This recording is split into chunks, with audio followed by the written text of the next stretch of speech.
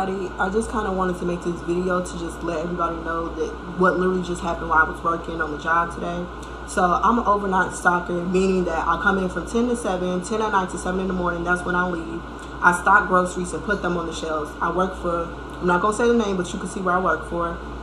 As I'm going in, I clock in at 10, and my job is basically to unpack boxes and put food on the shelves for you guys to go in and to get the food. As I'm doing that, I'm in an aisle. As I'm in the aisle, there's one person in the aisle with me. He's an old gentleman, a customer basically. He had white hair, wore like wireframe glasses. I remember his entire outfit. Had a flannel on, some dark green Crocs, and some khakis. As I'm in the aisle with him, I'm setting things up on the shelves. I'm unpackaging stuff with the boxes. I have my box cutter and stuff like that. And I want to say he's like 3 feet probably away from me. So like literally like right there, away from me. And as I'm stocking, he's just looking. He doesn't have a card, doesn't have anything in his hand. He's just standing right next to me, looking at the shelves. So I'm not thinking much about it because I'm in my zone. I'm zoning things, putting things, pushing them to the front and everything to make everything look nice and neat so I can move on to my next aisle. So as I'm doing this, he then strikes up a conversation and saying, "Oh, something smelling loud in here." Me, I don't know what he's talking about. So one thing I do, either if I don't know what you're talking about or I don't hear you, I just laugh it off or say, yeah. So I'm like, yeah, you're right. And I'm continuing to like, get my items off my pallet and putting them on the shelves. So he's still standing there, not moving, like in the same section, just like, just looking all up like that in the sky. So it dawns on me, I'm like, do you need like assistance? I have my box, I'm open. I said, do you need assistance with anything, sir? Like, can I help you find anything? He said, no, I'm fine, I got it covered. I said, okay. In my peripheral, I see something, but I'm not sure that's exactly what I see. So as I put like the mayonnaise and the peppers on the shelves, I turn around and I see that his whole genitalia is exposed to me. So I'm kind of like shocked because I'm like, I'm not seeing what I think I just saw right now. And in fact, I actually did just see what I just saw. And I was so shocked. I went to the pallet. I went to the end of the aisle to the pallet because I didn't want to set him off. I didn't know if he had a blade. I didn't know if I didn't know what he was going to do. So I was scared. I'm texting my team lead and I'm telling her, come to the aisle immediately, aisle 11. Some man is over here and he's exposed himself to me. As I'm doing this, she's taking too long to respond. I end up trying to think in the moment. I end up getting my boxes and my plastic to take it to the back room and set the bail. Because I'm like, I need a reason to get up out of this aisle without making a big scene of some sort. So as I'm doing this, I pass one of my other fellow team leads and I tell him the same exact thing that happened. And what happened next was like really crazy and like outlandish. I couldn't even believe my ears. So as I'm walking, like I said, I'm walking to the back room. My then team lead, the one I contacted, said, meet me in aisle 11 immediately. She calls me on the phone. She said, are you okay? What just happened? I said, this man just exposed himself to me. I just saw his entire genitalia and I'm crying. Like I'm completely in distress. I'm sobbing. I'm trying my hardest to like keep it under control without alarming people. My other team lead is walking this way as I'm walking this way. I tell him quickly as we're walking past each other, a man in aisle 11 just exposed himself to me. He then double takes and goes to the aisle, I guess. I don't know. I rush to the back room. That's where I meet my team lead. She's telling me to calm down. And, she's talking to me and she takes me to the side. Basically, she tells me, if I take you to the security room, are you certain that you can identify the person who did this? Because maybe he's still in the store. We're going to be on the look for him. I identify this man. I'm saying this is what he's wearing. I know exactly how he looks. They can't find him. Come to find out, he ends up leaving the store before the police and security gets there. But as he's exiting the store on the cameras, I'm able to point him out and say, yeah, this is the man. They follow him on the camera, like they're not there because evidently he left before like we can get to him. But they on the camera following him. He goes out into the parking lot and leaves on foot. He's not in the car, not in anything. So I'm still in distress. I'm like nauseous. I'm not feeling up to working or anything like that. I'm just ready to go home. So as this happens, my hiring manager then comes in and she tells me this. Oh, well, technically you did not get sexually assaulted. He did not grope you or touch you inappropriately. So what I'm going to need you to do is gather yourself and get back to stocking. I'm looking at her. I'm still crying because I'm still trying to process everything right now. Like, I'm already went through certain things with PTSD and certain traumatic events in my life that just really triggered me. And I'm at the job, that's the last thing I'm trying to worry about right now. But her saying that to me, something so insensitive, I couldn't even think to myself like, oh, okay, let me just, just go back to, getting things together. I'm trying to calm myself down. I'm trying to pray as I'm going back to the aisle. And as I'm there, I'm just crying. I'm crying. I'm like, yeah, I can't do this. I can't do, the money is good. I get paid $18 an hour. So I was trying my hardest to pull myself together because I was like, I need the money. But any money is not better than your mental space being together. I then contact my lead again, the first one I contacted, when I said that, I saw this stuff happening in aisle 11.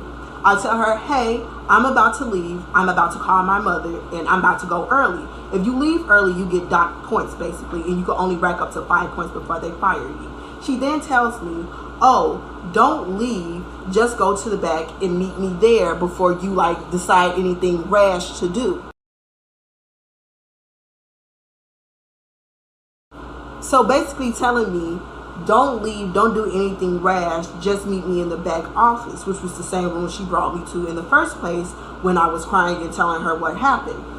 As I'm back there, she's then telling me, well, I'm going to be upfront with you. Mind you, I've only been working there for 2 weeks. I'm still a new hire technically on the job, but I've been showing up. I've been working overtime. They were giving me double shifts to work there. So it's not like I've been lazy or not on my A game. As she's telling me this, she's like, I'm going to be honest with you. If you do leave, the way they're firing people right now, there's a high possibility that you will be fired and you will not be able to come back tomorrow. I'm looking at her and I'm telling her, well, do what you got to do. Because at the end of the day, just how I got this job, I can get another job. Real simple, real easy. She then says, okay, I will talk to the hiring manager, basically the person who hired me, and I will get in contact with her because she was there too. She's the one who told me to pull myself together and continue stalking. She's saying, I'm going to contact her and I'm going to tell her to give you your last check. Basically, the last check I will be receiving since I want to leave after that traumatic event. It wasn't fazing me because she's then going to continue to tell me, are you going to let something like that stand in the way of you getting money, making money? Mind you, I'm all about making a quick buck and some coins, but that's the last thing I'm worried about. I don't care, fire me, do what you got to do, but what you won't do is silence me, especially when something like that just happened. And it was very insensitive how you're speaking to me on the subject and the situation. So she's like, okay, well, if that's what your decision wants to be, I can't force you to do anything. I said, yes, that will be my decision. I want to go. I want to leave. I will be going home and contacting my mother. So I go to the back. As I'm going to the back and I'm on the phone trying to get in contact with my mother, she's then going to go by and tells me, oh, well, I like you, so I actually just come back tomorrow. Just come back tomorrow. I will come back tomorrow. I was never going to get fired anyway. But what I will be doing is complaining and reporting you guys to corporate. Because that doesn't even sound right. Something that literally just happened. Somebody exposing themselves to somebody that's new on the job. You're telling them if they decide to leave for the night. I'm not saying I was going to quit. I said I did not feel comfortable working at the best that I can work in my ability to stay that night. You're telling me because I said I would leave, you guys were going to fire me? Now you're trying to say you're not going to fire me? No. So I'm calling corporate. I got in contact with the ethics community. I'm calling corporate tomorrow. But certain things like that, don't try to have anybody downplay you or hush you just because you're new and you making some good money. No, I was ready to go. Even my colleagues, the people who was working with me, my co-workers, they were so offended by what happened. They were telling me to go myself. They're like, we're going to vouch for you and we're calling the ethics community as well. Do what you got to do. So I just got off the phone from talking with my store manager today, and I can honestly say the only thing I learned about this entire process is that they're full of BS. Everybody's full of BS. She calls me trying to play this entire game of how she's checking on me and wants to make sure that I'm fine. Yet this happened last Thursday, ma'am. Today is freaking Tuesday or whatever date it is. I haven't had time to sit down and calculate anything that's going on. She calls me to tell me, well, I don't think that's the way that it was trying to be conveyed. Of course, that's not what we stand for. But there really is no policy, because this type of situation really doesn't happen a lot. Of course, it might not be no policy, but it has to be some sort of protocol and common sense of what and what not to say to somebody after a situation like that happens. Telling somebody it's too deep and that they're thinking too much about it, or telling somebody that they're going to get terminated if they want to leave after an ordeal like that. It don't have to be a protocol, baby, but it's certain things you do and you do not say. So with that being said, I'm taking you to court. I'm going to court. I'll have to be in court. She's telling me, well, you're such an asset. We really would not want to lose you as a person, a part of the company. I bet you won't, because y'all don't want to get sued.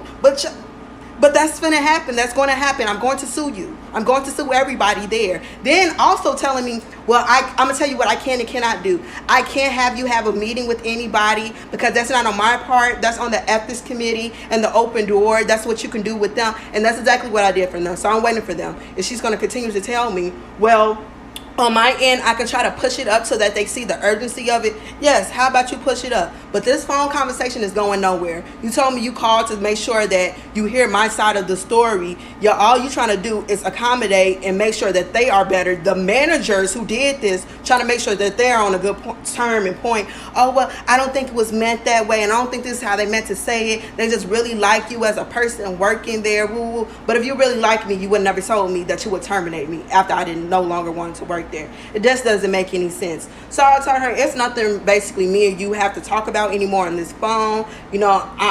I don't apologize, but no, I do not want to work for your company. I do not feel safe working for your company. As an employee, it's certain things that you guys are supposed to do, and you didn't do it. You didn't call the police. You didn't give me my time off. Then she continues to tell me, well, since you don't want to work here, we need an indefinite answer, because you just can't have time off like this. So if you want to give in your papers of resignation or do whatever you got to do, I told her I will be contacting my lawyer with that, for the simple reason, you think I'm dumb. If I say I quit right now, you guys are going to drop the case, because guess what? I'm no longer an employee, but now I'm a customer. So this will no longer have anything to stand or any type of substantial thing in court. No, ma'am. No, ma'am. I said after speaking to my lawyer, I will come up with a date of whatever I'm trying to do, however I need to continue with this process. But that's it. That's all. Walmart they don't care. They do not care about how you're getting treated, evidently. And that's how I feel.